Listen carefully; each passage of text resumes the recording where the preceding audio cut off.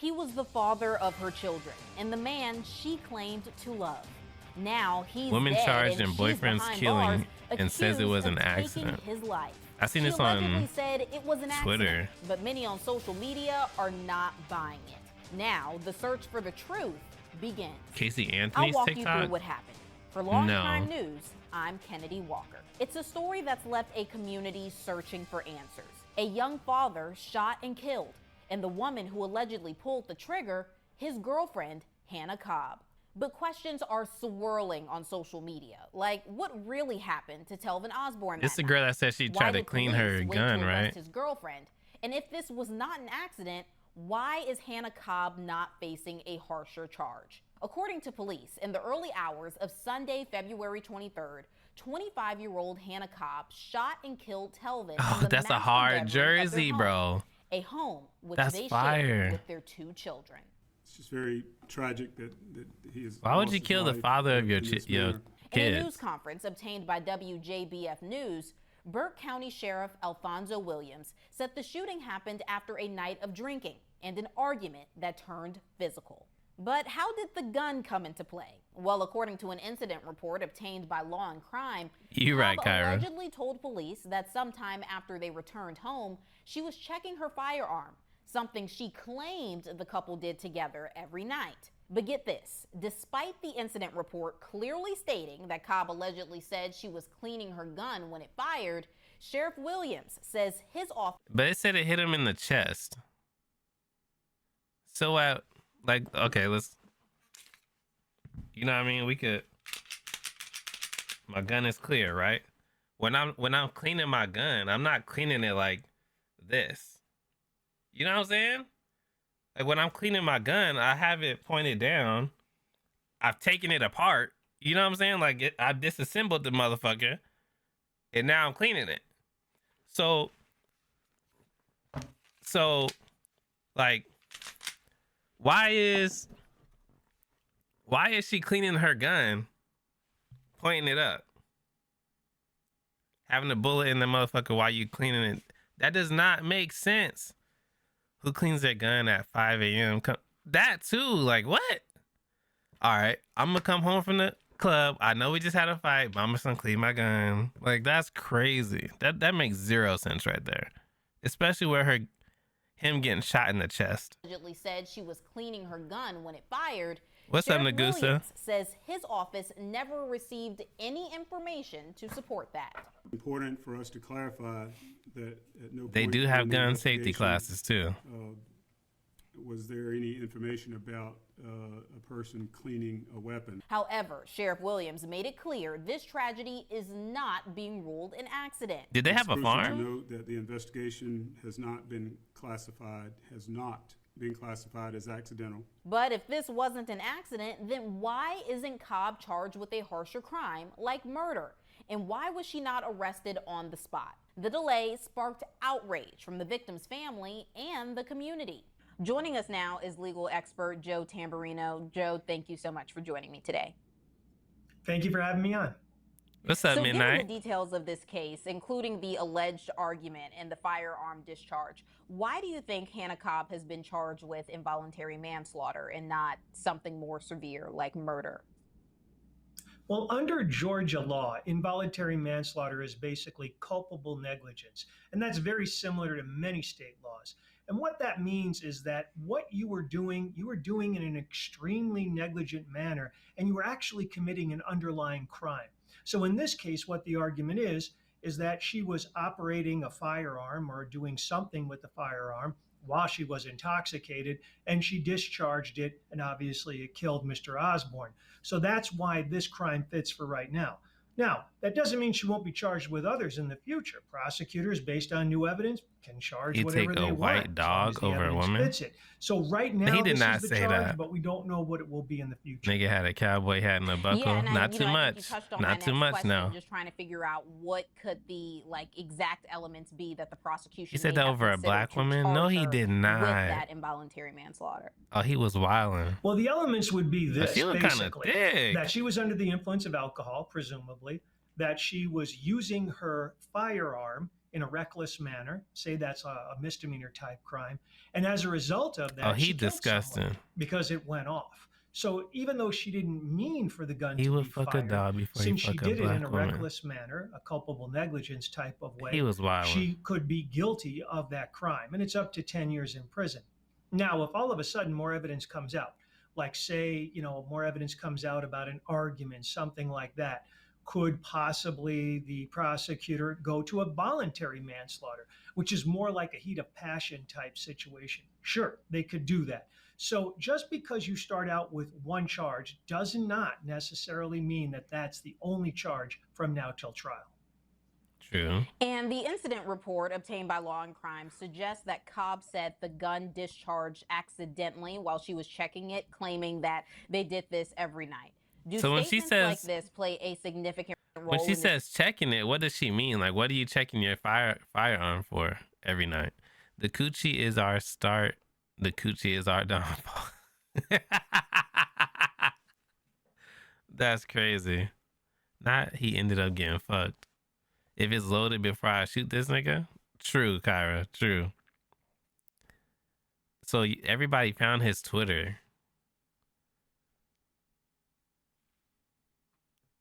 Assault Life. What's that? Assault Life shirt.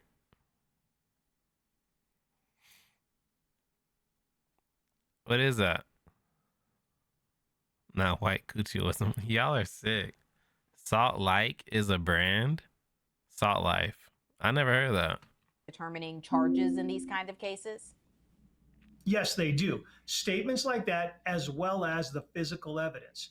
I am sure there's crime scene investigation. And what they're going to do is try to see where the gun was when it was discharged. Where were her hands when it was discharged?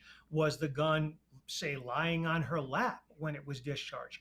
Or was it pointed at point blank range against Mr. Osborne? So many factors are going to go into that. They will also examine Mr. Osborne's body. Was there any type of stippling or evidence on the skin or clothing which would show that the firearm was very close to him?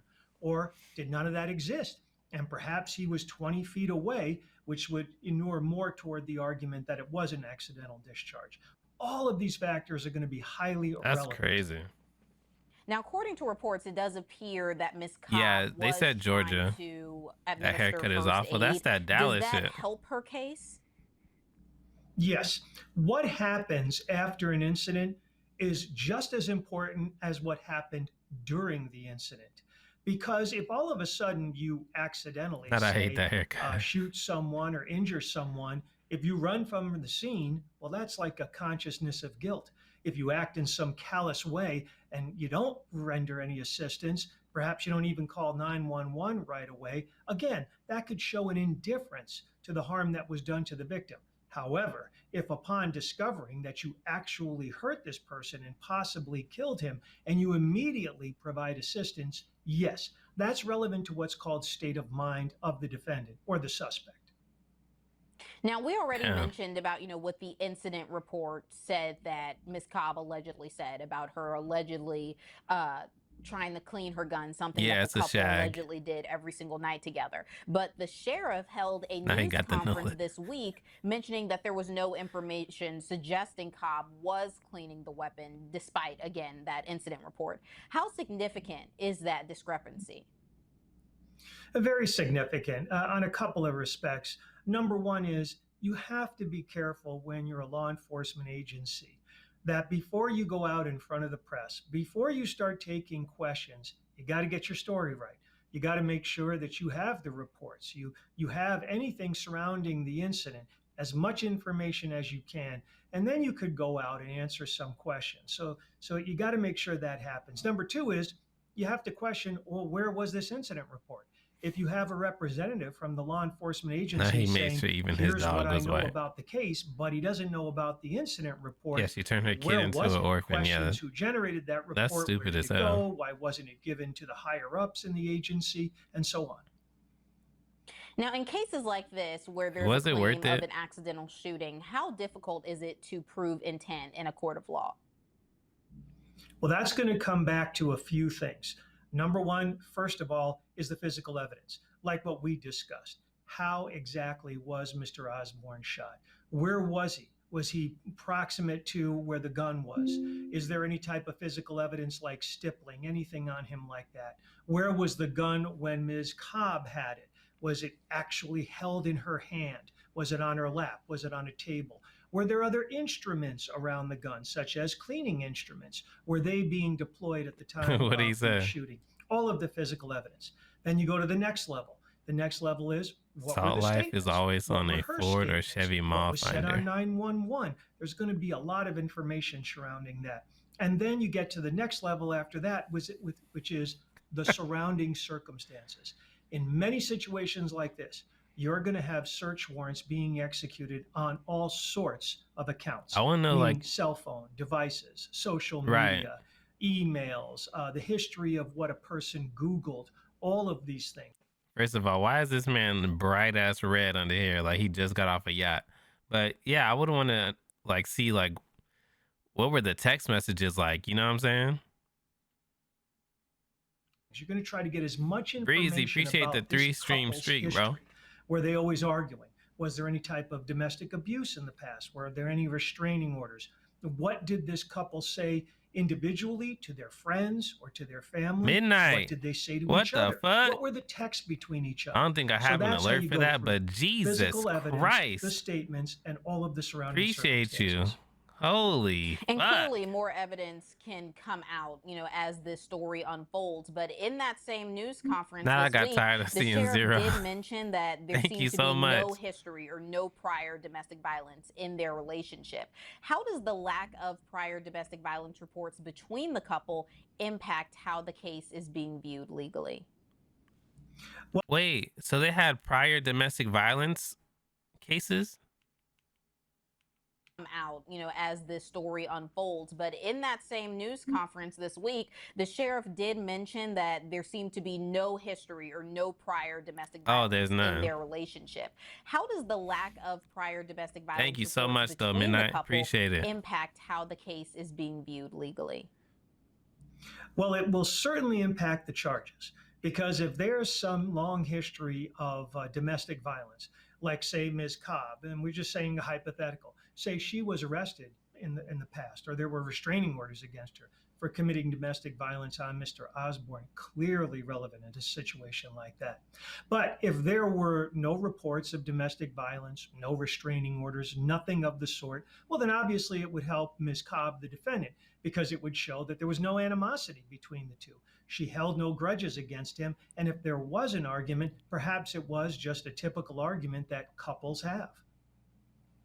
And with the delay in Cobb's arrest and the family's public outrage, how does public perception affect the legal process? Well, in today's world, it affects it a lot. And there are two reasons for that. One is social media.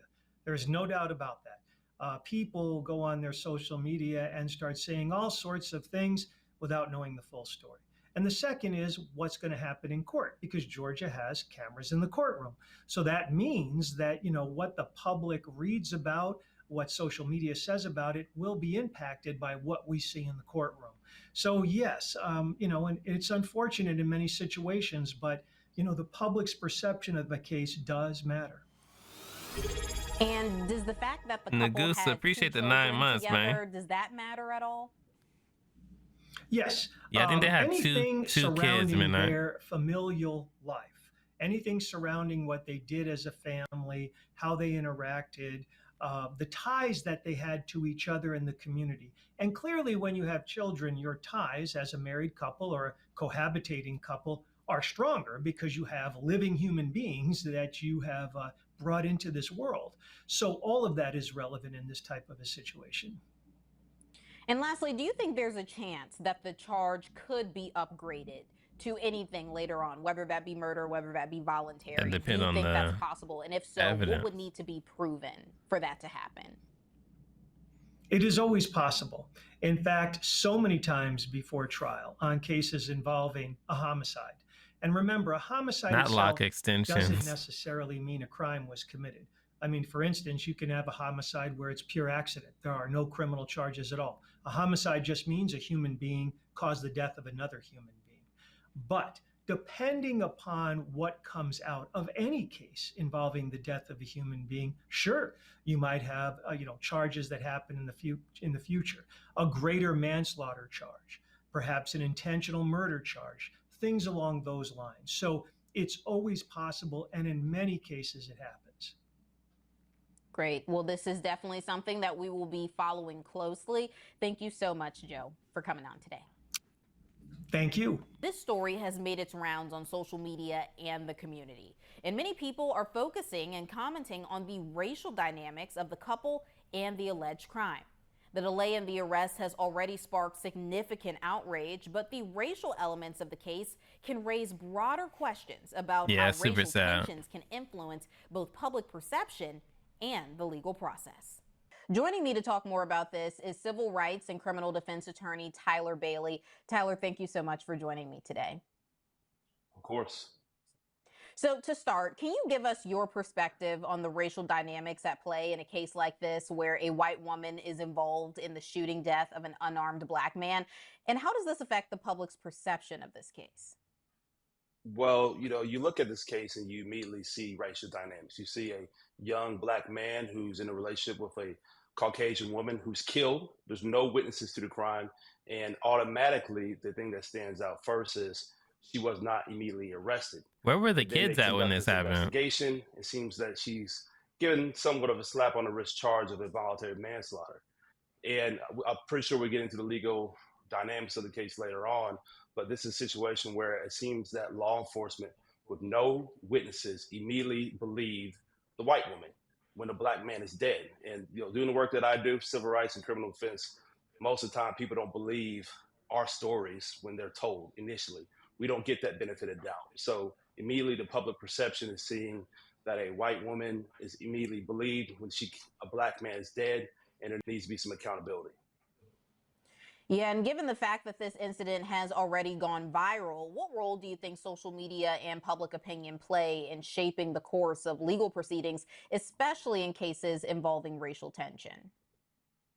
Well, Lady Justice has a blindfold and scales in her hands for a reason, but that's just a statute. In real life, public perception, pressure does guide and move prosecutions. It influences the head DA. It influences law enforcement on how they should, approach this case. And although they should just look at the facts and make the best decision based off the information is in front of them, public pressure definitely weighs on people's hearts and minds. It does affect how prosecutions go about.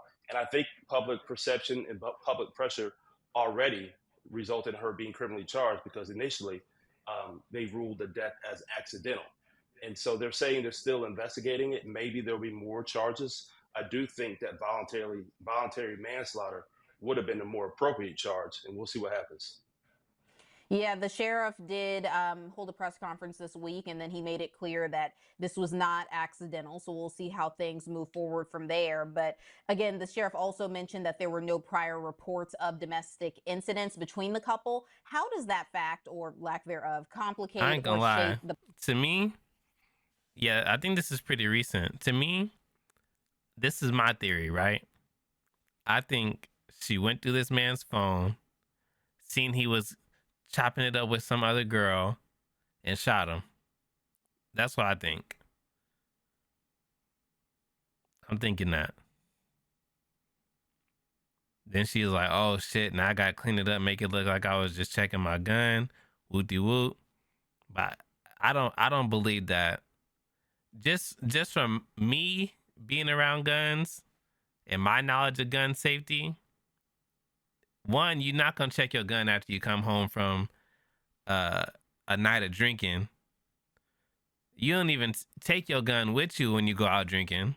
You know what I'm saying? It's either I got my gun with me, I'm not drinking, or I'm leaving my gun home and I'm a drink. You know what I'm saying?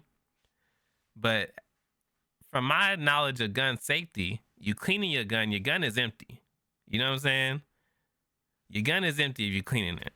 If you just checking to see if it's loaded, you know what I'm saying? You're going to hit them with one of them, and then you're going to go ahead and put it back. You feel me?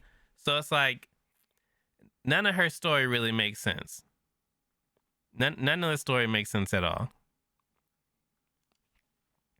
the public's understanding of this case in the context of race?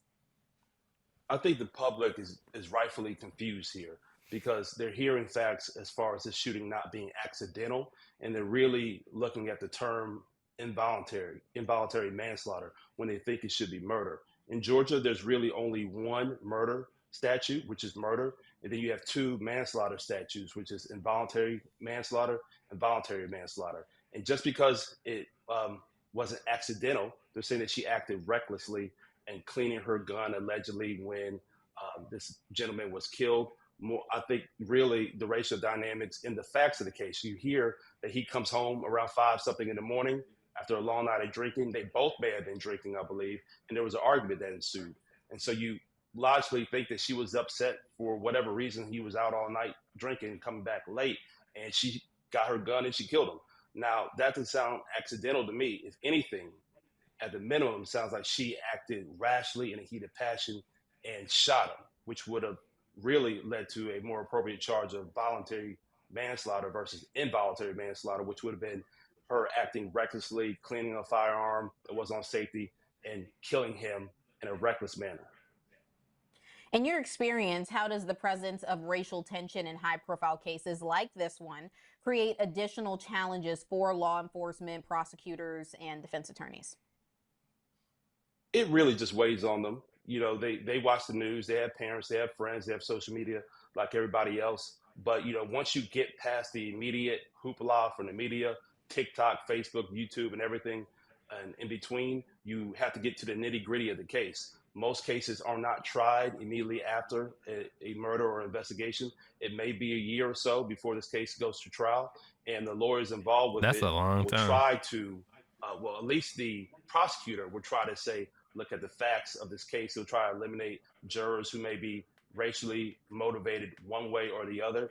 And the defense will try to probably use that to uh, also help his client's case out, saying that this woman is being prosecuted for racial tensions that are irrelevant to this case. This was a situation where she accidentally shot him. He'll probably argue that she should have never even been charged with involuntary manslaughter. So the racial dynamics really affect everybody during the investigation and throughout the the pretrial phase of the case. But during the trial of it, is used sometimes to inflame jurors who are sitting there, and also to raise the profile of the case in general. And you've been doing this for a long time. You've seen a lot of cases, similar cases where the racial background of the parties involved led to public outcry and led to calls for a different legal response. What can we learn from those situations that might apply here? Every case is different, and so things ebbs and flows. So if you think about the summer of 2020, when you had George Floyd, you had Ahmaud Arbery, you had all those cases, and there was really a heightened public awareness to, unfortunate racial injustice and racial tensions. We've kind of moved somewhat away from the big public cases where that has happened, and this is a I different forgot situation. about This the is a Ahmaud domestic Arbery joint. situation where really the only true sense of racial tension is from the public, from what we're seeing. The public who thinks that this investigation should have been handled differently. There's been no evidence that I have seen yet showing that the accused had any racial animus in her heart and mind when this happened. But we'll see where things go. And then ultimately when they get in that courtroom, you know, judges do give good instructions, telling the jurors that they should listen to the facts of this case, that he will make decisions regarding the law, and nothing outside of the facts of the case should guide your decision making when making a decision whether a person is innocent or they should be guilty of what they're accused of. So racial tensions do affect everybody else around the case. They affect things, and they do weigh on everybody who's involved. But ultimately, it's the facts of the case that really stand in every single prosecution and every single defense. What role do civil rights lawyers play in ensuring justice is served in such charged cases? Public pressure does work, and ultimately, DAs, defense attorneys, district attorneys, these are people, as far as the prosecution side, who are elected. The district attorney is elected by the people. So that's something they want to make sure is fair. They don't want a segment of the population feeling like the justice system is not equal for them. So generally, most district attorneys do take what the public thinks seriously, and civil rights lawyers a lot of times, even if they're not involved in the actual criminal part of the case, She looked like they she do threw raise with the it. public awareness about injustices. They do Like oftentimes fuck. talk to decision makers, whether that's the elected district Like she looked like attorney, she whether regret that's the assigned doing what she prosecutor of the did. case, and whether that's other local appointed and elected officials about justice that needs to be addressed on the political front. Now, every case is, like I said, handled on its merits. And ultimately, what we want to see is a fair judicial system, and we want a jury that's impartial to make a She decision don't want to go based to off the facts prison. of the law. And a lot of True. times, the civil rights lawyers just really want to pressure, I guess, the system to recognize that, to make sure justice at least has its fair shot of being heard.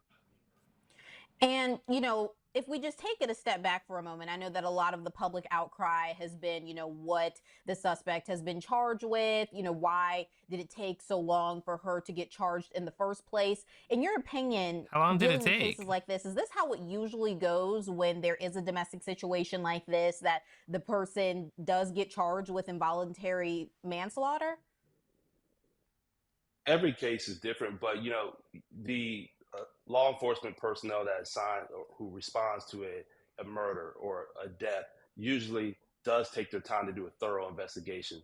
And my understanding is this happened on the Sunday and she was arrested on the Monday. So she was not immediately arrested and charged. There were no witnesses to this crime that we know of yet. We don't know if the children saw it. There's no video evidence. So they do need to be careful before you put somebody's life and How old are liberty the kids? at risk. You don't want to I arrest should have came somebody up with a and have better to lie. dismiss the case later on if it comes back unsubstantiated. So But some law people, I enforcement feel does like, need time to do an investigation. I feel like some people, like, they do it like that kid we saw who chopped the bro up, left him by the tunnel, or where was he? By the bridge. Like that nigga didn't give two fucks about killing that nigga. He ain't had no remorse or nothing. He just wanted to explain the whole story. You know what I'm saying? But in her picture, she looked like, damn, I done fucked up. You know what I'm saying? But what I'm curious about is if his family, would like press charges against her, like in a civil case or something, Because I ain't gonna lie, if that's my son and somebody say his girlfriend shot him or something, I'm pressing charges without a doubt. That's crazy.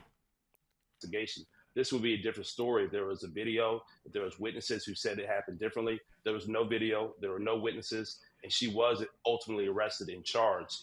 They did say initially it seemed to be accidental, but they did move forward charges. This was not a situation when there was 3 weeks or a month worth of protests to see that she was charged. There has been some public outcry that seems to be wondering why she wasn't charged immediately, and just looking at the facts of seeing what she was charged with. His I don't tongue think is the heavy, biggest not public that much now. outcry is that there needed to be a public demonstration of protesters and marches to get the district attorney or the sheriff's department to arrest her and charge this individual.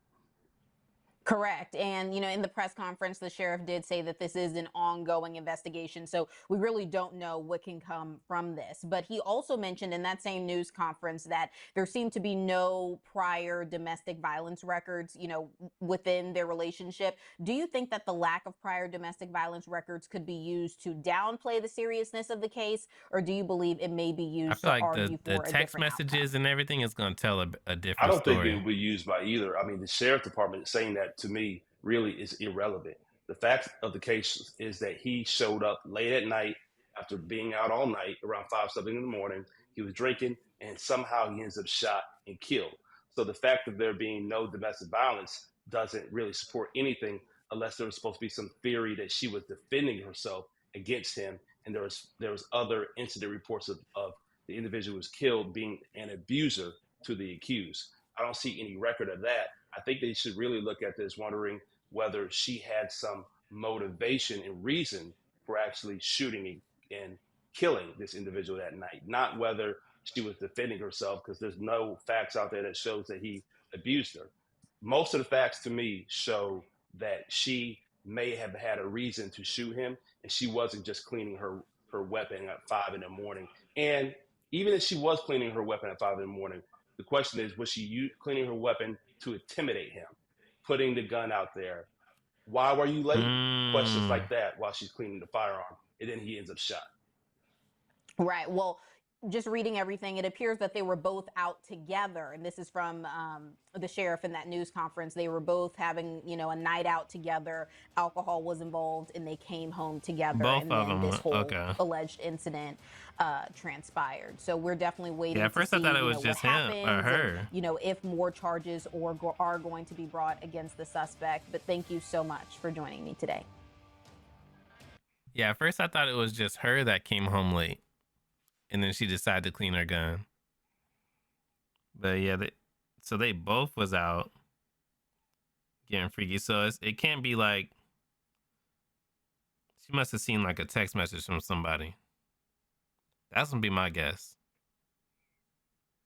He either flirted with a girl while they was out, or she seen a text message.